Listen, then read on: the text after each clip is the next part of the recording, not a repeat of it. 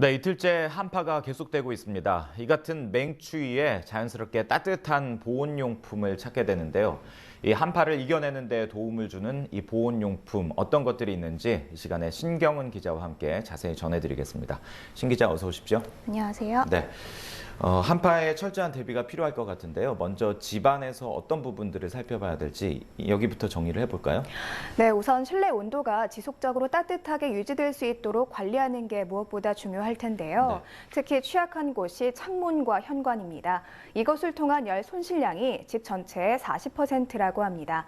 최근에는 가격이 싸면서도 설치도 간편한 창호 단열 용품들이 인기를 끌고 있는데요.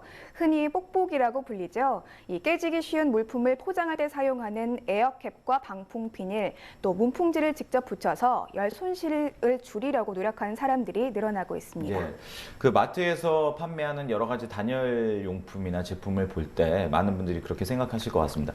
과연 어떤 게 가장 효과적이고 또 실질적으로 어느 정도 효과가 있는 건지 이런 부분은 어떻습니까? 네, 저희 취재팀이 직접 건설기술연구원에 의뢰를 해서 실험을 해봤는데요. 먼저 새는 열을 얼마나 잘 차단하는지 측정하는 단열 실험을 했습니다. 공기층이 한 겹짜리인 뽁뽁이와 두 겹으로 된 특수 뽁뽁이를 창문에 붙였습니다. 방 내부 온도는 20도로 유지시켰고 바깥은 영하 15도로 낮췄습니다. 방 안 유리 표면에 온도 측정 센서를 붙이고 2시간 뒤에 온도를 쟀는데요. 네, 아무것도 붙이지 않은 곳의 온도는 13도. 하지만 두 겹으로 된 뽁뽁이를 붙인 곳은 16도로 나타났고요. 한 겹짜리는 15.5도로 나타났습니다. 두 겹 뽁뽁이는 3도, 한 겹은 2.5도 정도 온도를 높여주는 효과가 있는 겁니다. 직접 실험을 진행한 연구원의 말 들어보시죠. 남측창이라든지 이런 일사가 들어오는 그런 창문들은 가능한 일사가 에너지가 많이 들어올 수 있도록 설치를 피하는 방법이 과정에서 방안 대책을 세우는 데 도움이 되지 않을까 생각합니다. 네, 이런 뽁뽁이가 확실히 이 단열에 효과가 있는 것 같은데 한 겹보다는 두 겹이 훨씬 더 낫다고요? 네, 외풍 차단 실험은 이 방풍 비닐과 문풍지를 이용해서 직접 해봤는데요. 우선 이 창문에 초속 5m의 강한 바람을 불어준 뒤에 바람이 새어나오는 압력을 측정했습니다. 아무것도 설치하지 않았을 때는 압력은 7로 나타났고요. 이 방풍 비닐로 막았을 때 새는 압력은 0으로 외풍을 100% 한마디로 완벽하게 막아냈습니다. 반면에 문풍지는 5로 외풍을 20에서 30%만 차단하는 것으로 조사됐습니다. 연구원 인터뷰 직접 들어보시겠습니다. 그 단열 필름이라든가 그다음에 그 에어캡들을 창호에다 많이 부착해서 사용을 하고 계시는데요. 그 전에 창호에서 들어오는 외풍을 완벽하게 차단할 수 있는 이런 그 기미를 완벽하게 잡아줄 수 있는 그런 것들이 먼저 선행이 되어야지 나머지 요소들에서도 효과를 볼 수 있는. 네, 이 실험 결과를 쭉 보니까 그 이중 뽁뽁이 두 겹으로 붙이고 여기에 방풍 비닐까지 함께 한다면 더 좋은 조합이 되지 않을까 생각하는데 어떻습니까? 네, 하지만 방풍 비닐은 환기가 되지 않기 때문에 평소에 잘 사용하지 않는 창문에 일시적으로만 사용하는 것이 바람직합니다. 아, 그런 점들이 또 있군요. 네.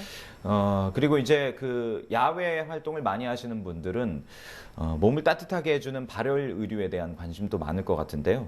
참 종류가 다양하잖아요. 네. 대표적으로 어떤 것들이 있나요? 네, 우선 두 가지를 대표적인 사례로 꼽아봤는데요. 흡습 발열식과 신체열 반사 섬유 제품이 있습니다.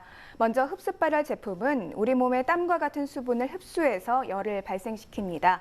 보통 우리라고 부르는 양털로 만든 섬유는 수분을 붙잡아두는 능력이 뛰어나서 비교적 많은 열을 발생시키지만 가격이 비싸다는 단점이 있습니다.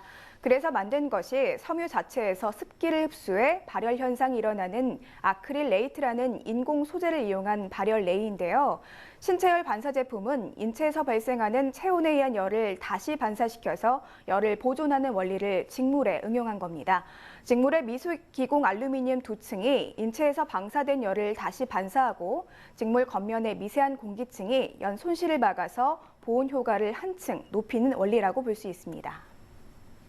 예, 그 발열 섬유에도 일종의 과학 네, 원리가 그렇습니다. 숨겨져 있다는 네. 게 참 흥미로운 것 같습니다. 또 어떤 종류의 발열 섬유가 있을까요? 네, 그 밖에도 인체에서 발생하는 원자 개선을 증폭시켜서 열을 발생시키는 원리를 이용한 발열 기능 섬유가 있습니다. 인체는 10마이크로미터 부근의 원자 개선을 방사하는데요. 이때 같은 파장을 내는 원자 개선과 만나면 공명 현상이 일어납니다. 이 가운데 증폭된 진동 에너지 중 일부는 자기 발열에 의해서 열 에너지로 변환돼 발열 기능을 갖게 되는데요. 일부는 인체 일부를 진동 자극해서 신체 발열을 유도합니다. 또 태양열 에너지를 축적하고 이를 재방사해서 온도를 상승시킬 수 있는 열을 저장하는 섬유도 있습니다. 금속 중에 태양광을 적극적으로 흡수시키는 물질인 탄화지르코늄과 산화지르코늄을 이용해서 태양의 열 에너지를 축적시킨 뒤에 이를 인체로 재방사하는 원리입니다. 흔히 고추에서 매운맛을 내는 캡사이신 성분이 피부와의 마찰에 반응해 발열하는 의뢰도 있습니다.